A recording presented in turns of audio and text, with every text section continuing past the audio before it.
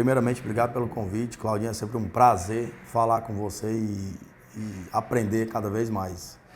A gente iniciou as nossas atividades, eu ainda era um menino, né?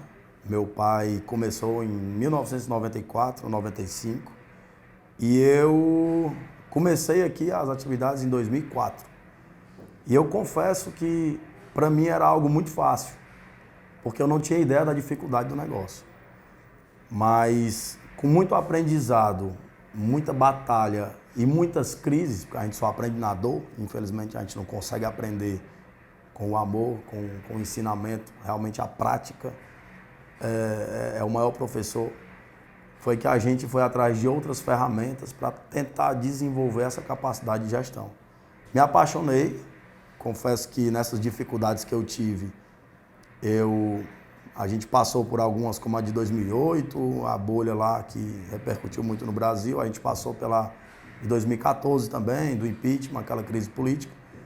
E esses dois momentos foram muito marcantes para mim, porque a gente de fato teve uma crise financeira, né? A gente ficou sem caixa, a empresa caiu o tamanho, sendo que eu não tinha tanta ideia porque eu não tinha ferramentas de gestão. Então a gente acreditava que aquilo era só um momento difícil e que aquilo ia passar, mas a gente não tinha ideia da dimensão porque não tinha os números na mão.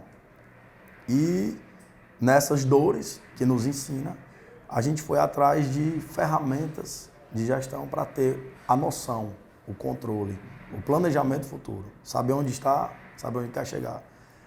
E foi aí que eu conheci o Cláudio, foi aí que a gente começou essa nossa relação, que hoje é amizade, mas a relação professor-aluno começou ali. E hoje eu tenho, como professor ainda, e talvez para sempre, tomara, mas que a nossa dificuldade naquele começo, hoje, ela foi facilmente sanada, na medida do possível, claro, através das ferramentas de gestão que hoje, graças a Deus, Deus colocou na sua vida e você consegue propagar para a gente.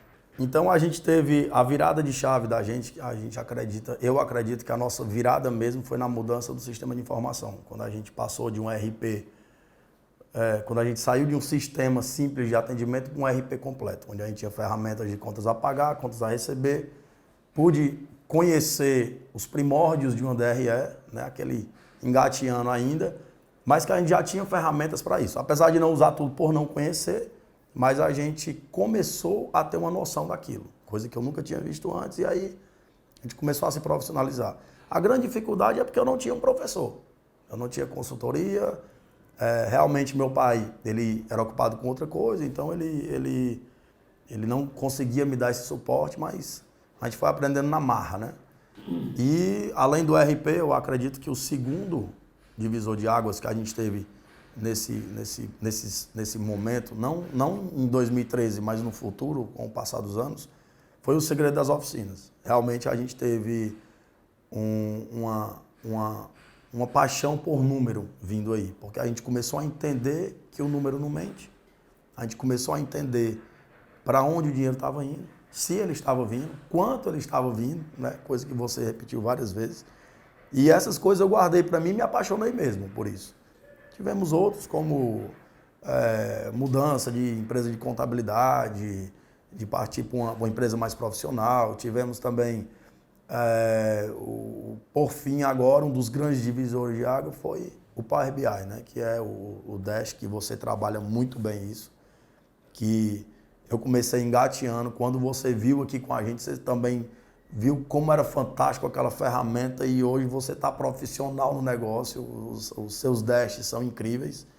E essa ferramenta de gestão e essa ferramenta de controle, de você saber onde você está e conseguir lhe dizer para onde você tem que ir, isso para mim foi um dos maiores divisores de água. Hoje, eu sei que eu ainda sou um menino, eu ainda sou um zigoto da gestão, mas pode ter certeza que ao longo dessas divisores de água aí, eu fui muito feliz em conseguir evoluir, mas é uma eterna evolução, né?